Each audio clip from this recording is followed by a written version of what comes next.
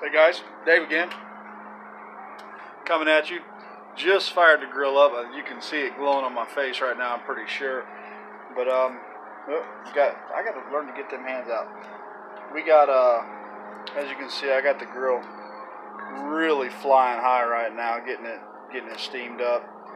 We got some family coming over. It's Easter Sunday actually. We're gonna put some we're gonna put some ribeye steaks and some chicken on the grill. Good keto dinner. I am going to have some beer tonight though. Whenever I fire up the grill, I like to have some beer. So I drink Miller Lite. It's low carb, so it's the only carbs I'm going to get today. Should be good. For breakfast, made the same thing I made yesterday. Made the sausage, spinach, egg, and cheese frittata. It was super delicious, super good. And then, no, that was yesterday actually. I take that back. Today I had 4 eggs, about a half pound of bacon. Mama just let the cat out. So tonight we're going to be putting the ribeyes on, some chicken. I think we're doing Brussels sprouts with it. Her sister and brother-in-law coming over. That's who we did the charity event for yesterday, was Ed. So we're going to do a nice keto meal. Ribeyes, of course, are absolutely fantastic for keto. They have just about the perfect fat to protein ratio. And of course, Brussels sprouts. Oh my Lord, I love Brussels sprouts. We'll put them in a pan with some butter and get the bottoms nice and charred and crunchy. They'll be so delicious. When I get everything done today, I'll show it to you. We'll cut into the steak, see if I can cook a steak. I like mine medium, a little under medium maybe. Everybody else likes theirs ruined. You can guess what that is. Well done. So, but yeah, it's been a good day so far. I've edited 2 videos. I got 2 up on my keto site. I actually got another mythic run. We did a mythic. What did we do? What did I put up there? I think we did. I've got a couple that I put up. We did like a 7, an 8, and a 10. And the 10 was my key, and of course we blew it, but that's all right. I don't care. But yeah, so looking forward to a good keto dinner tonight. I'll give you a view of the steaks once I put them on, and talk to you guys in a little bit. Stay tuned. All right, came inside. We had a little change of plans. Come inside. Mama says family members that were coming over, they just called, and we're like, "You gonna be too mad if we don't come over?" Of course not. We've got all kinds of good food to cook. We're not going to cook the chicken. We're just going to do the steaks. Steaks and Brussels sprouts. Pretty dang good dinner. Give you a view of these steaks that we got. We actually got these, hell of a deal on them. $5.99 a pound. Look at these things. These things, got them at Kroger. I mean, you want to talk about a slab of meat. That's a thick steak. So we're going to do 4 of these. We got 3 of us.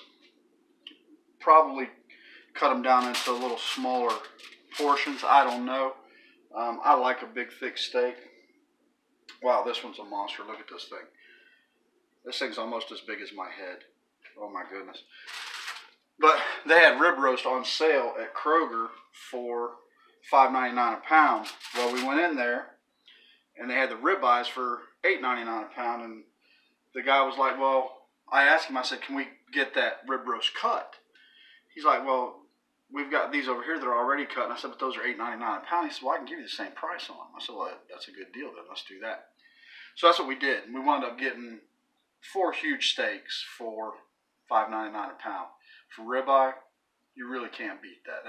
I haven't seen $5.99 a pound on ribeye in a long time. I'm going to wash my hands. We talked about this earlier. All right.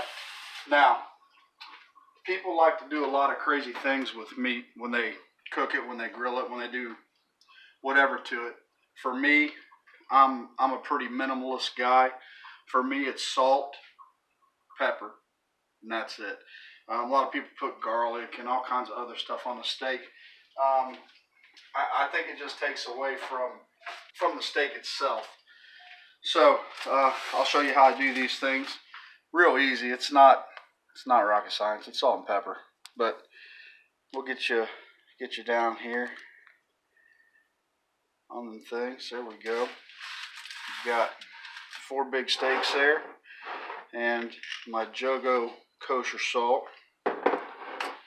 And with pieces of meat this big, you have to salt them liberally, or else it just doesn't work. It's you need a lot of salt on a bigger piece of meat. So we're going to salt these pretty liberal and on both sides.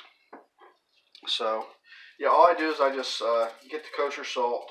I don't use table salt for this. Tell you the truth, the reason why is probably because I watch the Food Network way too much, and they always say to use kosher salt. So I'm not going to salt the bone side, but I am going to salt the outside of the rest of it. So, and like I said, with steaks this big, you really cannot be afraid to season them, because if you don't season them well, they just turn out bland. So go ahead and do this last one here. There we go. And I'm going to let these probably sit for a little bit to try to come up to temperature a little bit. I think it makes the meat just a little more tender. So now I'm going to grab my pepper shaker and do this side. Man, these steaks look fantastic. Oh my gosh, it looks so good. I'll tell you what, ribeye is just, it's been my favorite since I don't know when. So I'm going to bring you back up here. We'll talk while I do the other side. I'm going to do exactly the same thing to the other side. So shouldn't be a big deal. And I keep getting my hand in the doggone camera. But the picture on this camera is better than anything I have. So I'll try to edit the fingers out, but I doubt I will. Because then people can leave snide remarks like, where'd you learn your camera skills? At a blind school? Yeah, probably. But anyway, so I just flipped them over. I'm going to wash my hands again before I put them in the salt. Yeah, like I said, if you don't cook and you're wanting to learn how to cook, one of the most important things, you got to wash your hands after you touch food, especially meat. Cross-contaminate something. Like I use this salt all the time. If I didn't wash my hands, my salt would be contaminated. So there we go. Good liberal salting on this side. I would guess that these are an inch thick, if not a little over.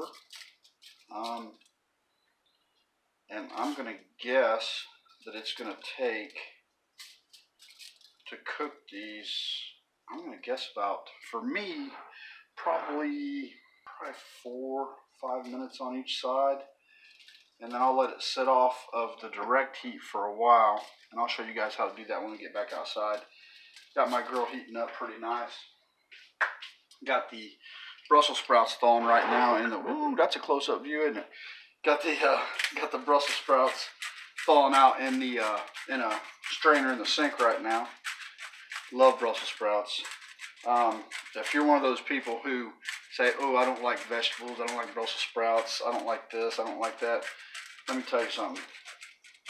Get a little butter, a little bacon grease, a little salt, a little pepper. Put them in a cast iron skillet. Get that skillet pretty hot. Put them Brussels sprouts in there and let them sit. Just let them sit. Let them sit and fry in that butter and get that one side nice and crispy. Once that side is crispy, you just throw a little pan over them.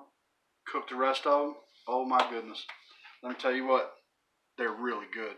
When I was a kid, I couldn't eat Brussels sprouts. Couldn't stand them. I thought they were terrible. Now, one of my favorite foods in the world. It's crazy. So, I'm going to run these out to the grill. You're coming with me, and we're going to see what we can do. Grill probably needs about 5-10 more minutes, so you know what that means. You know what that means. Of all things, I don't get paid by Miller, but I do like Miller Lite. If I'm going to have a beer, I drink Miller Lite, especially on keto, because it's light, it's low carb. I mean, you can't drink a 6-pack of them. You can have 1 or 2, and it won't throw you off too bad. I had some the other night when I grilled. Never threw me out of keto, not even the least little bit. I was still peeing purple on the urine strip. So we're going outside. It's nice out today. We're going to grill some steaks. All right, guys. About to throw these things on the grill. Wanted to give you a look here. Got the lid down on the grill right now, and as you can see, there we go. The temperature gauge on that thing is reading about 500 degrees. Want to get them grates as hot as you can. So let me put you back up here in the in the stand. We'll open this thing up and we'll see just what we got going on here. Gotta get that camera right. Alright, there we go. So, excuse me. So, got this thing open. Ooh-wee, it's smoking hot, let me tell you. So, the way I do my coals when I'm grilling out is I get it up in that big stack, get it all lit and going, and then I try to spread it out to where whatever I'm going to be cooking, there's not really a cold spot or a hot spot.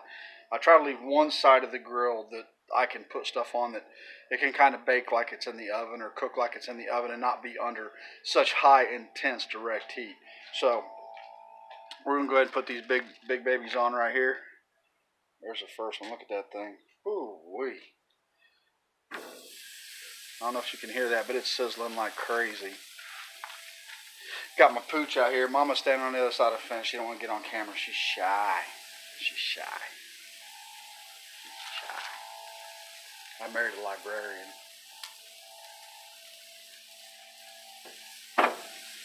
Actually, she was a teacher.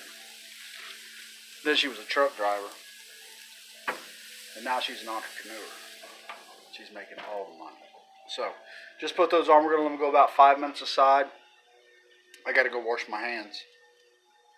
They're yucky. So I'll be back in a little bit. We'll get a look at these things when we flip them and show them to you when we cut them up inside. Stay tuned. All right. Well, we've got 3 of them flipped. I've got one of them on a spot there that's not quite as hot as the other ones. You can see those there. You can tell which spot of the grill was the hottest. You got this little charred edge right here, but the rest of them looks really good. So we'll leave them on that side for about the same amount of time.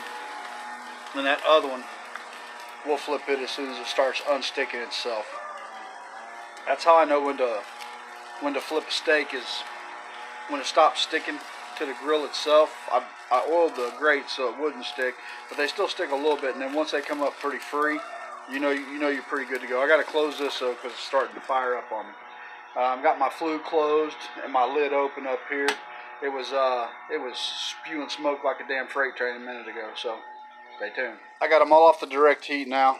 Going to give you a look at them. Man, they look good.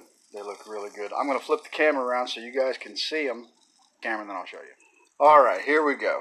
This is what my ribeyes are looking like. You don't want no gray piece of meat. You want something that's brown and looking good. And the way I check them is normally I just use my finger. Like this one's still a little rare. This one's probably about medium. This one up here, about medium. That one's about medium rare still. So, my wife likes them well done. So, I don't know if I can do this or not. So, I'll leave those on just a little bit longer for her to get them well done. And then I'll pull mine here in just a couple seconds. So, see you inside. Cut them up. Got the Brussels sprouts going, and the wife decided she wanted cauliflower too, so we're doing both. So, see you in a bit. Guys, back inside. About to cut my steak. I think it's perfect the way I like it. I think it's going to be a medium, a little less than medium. Never been one for using measuring tools, all that. So let's see what we got going on here. See if you guys can see this. There we go. So grab me a fork.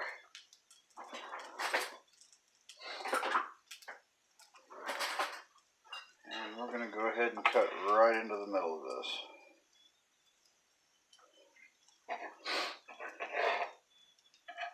And what are we looking at? Oh, that looks like about a medium to a little less.